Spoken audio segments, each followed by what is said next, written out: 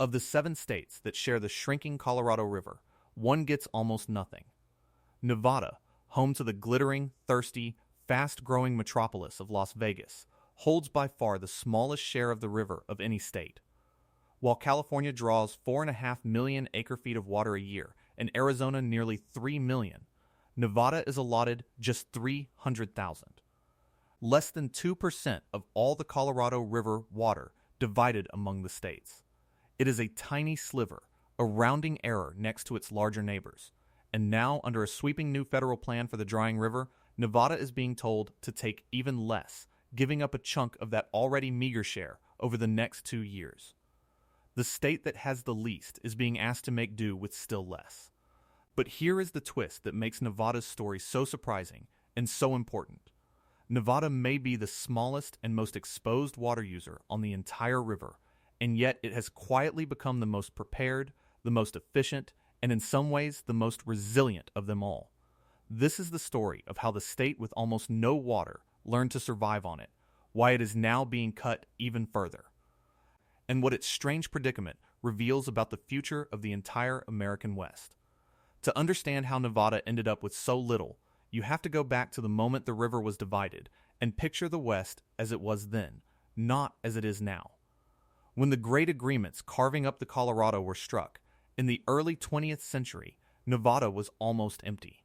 Las Vegas was a dusty railroad town of a few thousand people, a speck in the desert that no one imagined would ever amount to much. The negotiators, dividing the river among the states, gave Nevada a tiny share because, by the logic of the time, Nevada barely needed any water at all. Why would an empty stretch of the Mojave require a great river's bounty? California, with its booming cities and vast farms, took the lion's share. Arizona, with its own agricultural ambitions, took a large slice too. And Nevada, the afterthought, was handed 300,000 acre-feet, a portion that seemed more than generous for a place with almost no one living in it. That decision, made when Las Vegas was a whistle-stop, would lock Nevada into the smallest allocation on the river for the next 100 years. And then, of course, the impossible happened. Las Vegas exploded.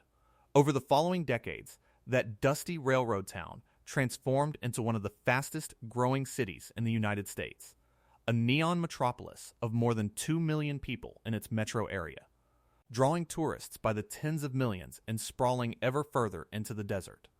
The tiny allocation that once seemed absurdly generous became a straitjacket.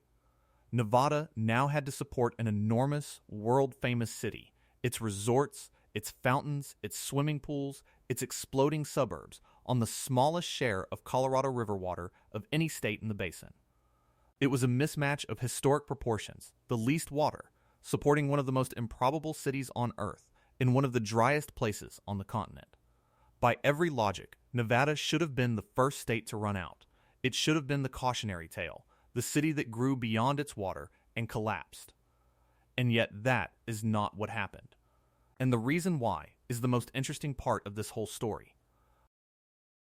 But before we get to how Nevada survived, we have to understand just how dependent it is, because that dependence is the source of both its vulnerability and its discipline. Nearly all of southern Nevada's water, around 90% of it, comes from a single source, Lake Mead, the great reservoir held back by the Hoover Dam, just outside Las Vegas. Not a diverse portfolio of rivers and aquifers and imported supplies like some of its neighbors, but overwhelmingly one reservoir, one lifeline. This makes Nevada perhaps the most single-source dependent state on the entire river. When Lake Mead falls, Nevada feels it more directly and more immediately than almost anyone, because there is no significant backup, no second great river to lean on. The fate of Las Vegas is chained, almost entirely, to the level of one lake, and that lake, over the past 25 years, has been dropping toward the lowest levels it has ever recorded. For a state with so little allocated water and so few alternatives, watching Lake Mead decline is like watching your only bank account drain with no other savings to fall back on. To grasp how total that dependence is, consider what Lake Mead actually is to Las Vegas. It is not a distant, abstract water source. It sits right on the city's doorstep, the enormous blue reservoir just beyond the suburbs, and virtually every glass of water poured, every shower taken, every fountain on the Strip traces back to it. Other states have spread their bets across decades. California draws from Northern California rivers and its own vast aqueducts, as well as the Colorado. Arizona pulls from the Salt and Verde rivers and pumps groundwater in addition to its river supply. Nevada has no such luxury.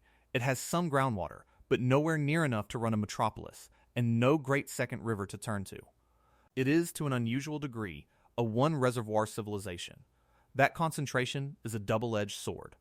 On one hand, it makes Nevada terrifyingly exposed, because everything rides on a single lake that has been shrinking for a generation. On the other hand, that very exposure is precisely what forced Nevada to become so disciplined, because a state with no backup cannot afford to waste a drop.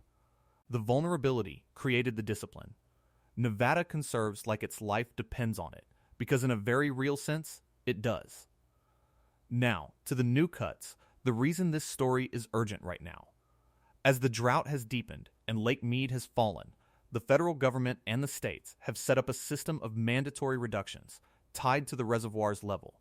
The lower the lake drops, the deeper the cuts, and they fall first and hardest on the lower basin states, of which Nevada is one. Nevada has already been absorbing cuts for years, its available share shaved down tier by tier as the lake declined. And in the summer of 2026, the federal agency that manages the river released a sweeping new plan for operating the reservoirs through the next decade. A plan that requires the lower basin states to cut their water use by roughly 20% over the next 2 years. For Nevada, that translates into giving up around 50,000 acre-feet a year, which amounts to something like a third of its already tiny allocation. Read that again. The state that gets the least water of anyone is being asked to surrender roughly a third of it. In raw terms, its share is being cut from 300,000 acre-feet towards something closer to 250. The smallest slice on the river is getting smaller still. And it is worth understanding why this particular plan cuts so deep, because it reflects just how dire the river's condition has become. The reason the federal managers are demanding roughly a 20% reduction from the lower basin is that the two great reservoirs, Lake Mead and Lake Powell, have fallen to their lowest combined level in about 70 years, holding less water together than they have since before Lake Powell was even built. In the 12 months leading up to the plan, the two reservoirs lost around 3 million acre-feet of water between them, an enormous drop, and the cuts being imposed barely offset even part of that loss. In other words, the reductions Nevada and its neighbors are being forced to accept are not generous or precautionary. They are a scramble just to slow the bleeding. The plan allows for the lower basin's cuts to grow even deeper if conditions worsen, potentially reaching as much as 40% of its entitlement in the harshest scenarios. So the 50,000 acre-feet Nevada is giving up now is best understood not as the end of the cutting, but as an early installment, with the possibility of more to come if the river keeps declining. The state that already has the least is being asked to plan for a future in which it may have to give up more still. On its face, this sounds like a catastrophe. A desert metropolis of over 2 million people, dependent on a single falling reservoir, holding the tiniest water allocation of any state, now told to give up a third of it. You would expect panic, rationing, a city on the brink. And here is the astonishing thing. It is not a catastrophe, at least not yet. And the reason is that Nevada saw all of this coming decades ago and did something remarkable. It became, quietly and without much fanfare, one of the most water-efficient places on the entire planet, faced with the reality of its tiny share and its total dependence on Lake Mead. Nevada made a decision that its wealthier neighbors, with their abundant allocations, never felt they had to make. It decided to treat every single drop of water as precious, and to build a system so efficient that it could thrive on far less than anyone thought possible. The centerpiece of that system is a fact that genuinely surprises people. Nevada recycles almost all of the water used indoors in the Las Vegas area, and it does it in a brilliant way. Nearly every drop that goes down a drain inside a home or a casino, from showers, sinks, and toilets, is captured, treated to a high standard, and returned to Lake Mead. And because Nevada returns that water to the reservoir, it earns credits for it. allowing it to draw an equivalent amount back out. In effect, indoor water use in Las Vegas is almost free in terms of the state's allocation, because the water is used and then given back. This means the only water Nevada truly consumes, the water it does not get back, is the water used outdoors, on lawns, landscaping, and evaporation, water that soaks into the ground or drifts into the sky and never returns to the lake. By recycling nearly all of its indoor water, Nevada has shrunk its actual permanent consumption to a fraction of what a city its size would normally use. This recycling system is genuinely one of the engineering marvels of the modern West, even if almost no one outside the region has heard of it. Picture the water flowing back and forth in a great loop.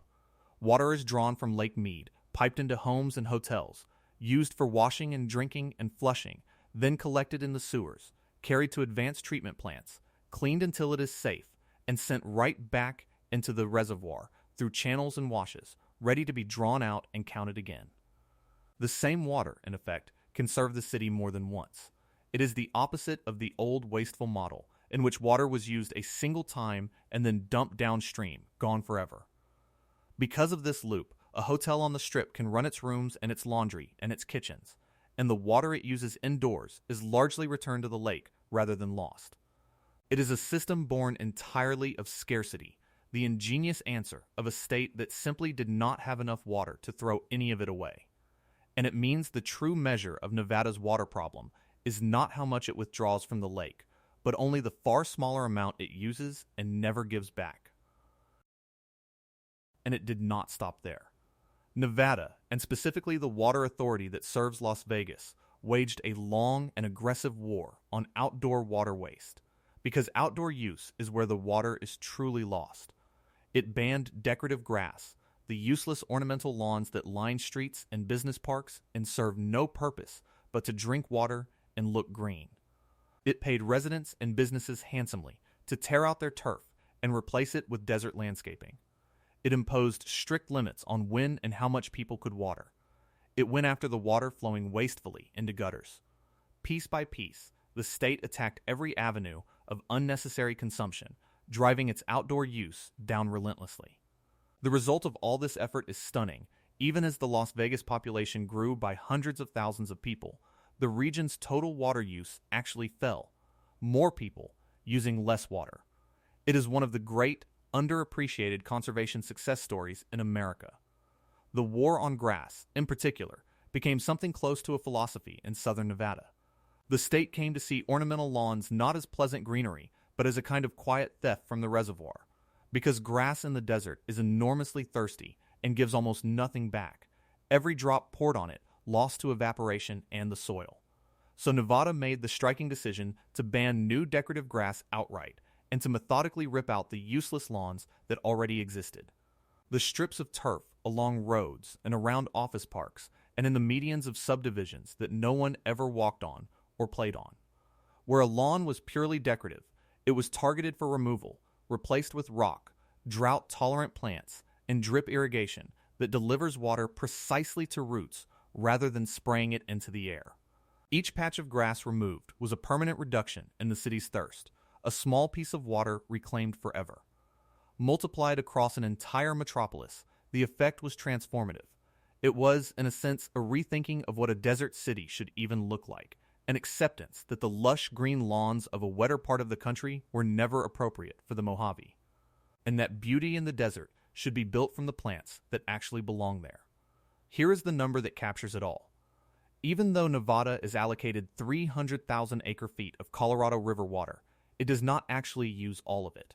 In a recent year, the state consumed only around 200,000 acre-feet, well under its full share, because its recycling and conservation had driven its real consumption so low. Think about what that means in the context of the new cuts.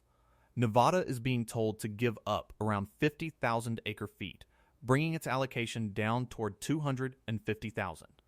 But it was already using less than that.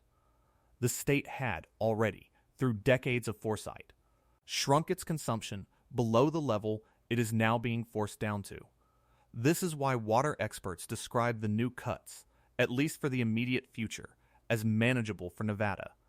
The state built its buffer in advance. It did the hard work of living on less before it was ever compelled to, and now that the compulsion has arrived, it finds itself, remarkably, already prepared. There is a profound irony buried in all of this, and it cuts to the heart of the fairness debate on the river. Because Nevada uses so little water to begin with, cutting Nevada's share saves the river almost nothing. 50,000 acre-feet is a meaningful fraction of Nevada's tiny allocation, but it is a drop in the bucket compared to the millions of acre-feet used by agriculture and by the larger states. The real water on the Colorado, the water that could actually stabilize the system if it were conserved, is not in Las Vegas. It is in the vast farm fields that consume the overwhelming majority of the river and in the allocations of the giant states. So there is a strange, almost symbolic quality to cutting Nevada. It is the state that has done the most to conserve, that wastes the least, that has already squeezed its consumption to the bone, and yet it is still required to take a proportional cut. Even though the water saved barely moves the needle on the larger crisis, Nevada, in a sense, is being asked to keep sacrificing, not because its sacrifice will save the river, but because a shared crisis demands that everyone be seen to give something. This raises one of the deepest tensions running through the entire Colorado River conflict, and it is worth being fair about, because there are real arguments on multiple sides. The lower basin states, including Nevada, are the ones facing these mandatory cuts, while the upper basin states, where the river is born, are not subject to the same forced reductions under the current framework. From the lower basin's perspective, this can feel deeply unfair. Why should Nevada, which has conserved so heavily, keep cutting while others face no mandatory reductions at all? But the upper basin has its own logic, arguing that it never used its full share, that it is already shorted by whatever the dry mountains fail to deliver each year, and that it should not be forced to cut water it was already not fully using. Both sides have a case, and Nevada sits in the uncomfortable middle, a state that has genuinely done the right thing on conservation, still being asked to give more, inside a system where everyone believes someone else should be sacrificing first. It is a perfect illustration of why sharing a shrinking river is so agonizingly hard. So what should we take from Nevada's strange situation? The state with the least, now given even less.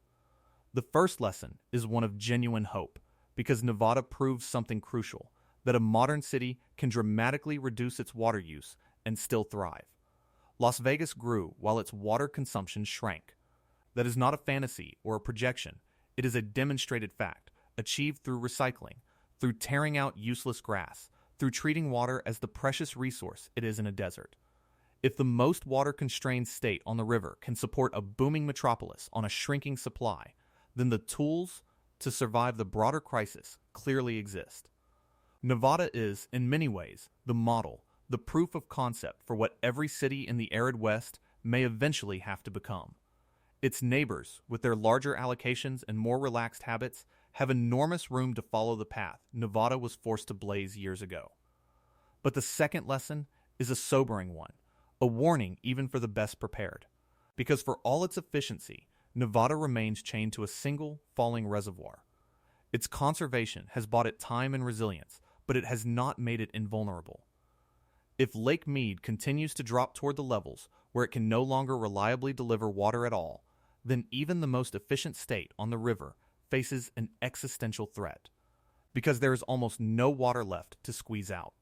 You can only recycle and conserve so far. At some point, if the reservoir itself fails, no amount of efficiency can save you. Nevada has built a magnificent lifeboat, even drilling a deep new intake to keep drawing from Lake Mead as it falls, but a lifeboat still needs an ocean beneath it. The near-term cuts are manageable precisely because of Nevada's foresight. It is the longer-term future, the one where the whole river keeps shrinking, that remains the genuinely hard and unanswered question, even for the state that has done everything right. In the end, Nevada's predicament is a kind of parable for the entire American West. It is the story of a place that started with almost nothing, was handed the smallest share of a great river, watched an impossible city rise on that sliver of water, and survived not by getting more, but by learning to need less. It is being cut again now, its tiny allocation shaved further, and it will likely absorb that blow better than states with far more water to spare, because it prepared when others did not. But it also stands as a reminder that preparation has limits, that dependence on a single dying reservoir is a vulnerability no amount of cleverness can fully erase, and that when a river shrinks far enough, even the most disciplined survivor eventually reaches the edge of what conservation can achieve. Nevada gets the least Colorado River water of any state, and now it gets even less. That it has managed to thrive anyway is a genuine triumph. Whether that triumph can outlast a river that keeps on falling is the question hanging over Las Vegas and over the entire thirsty, brilliant, precarious civilization that the American West has built in the desert.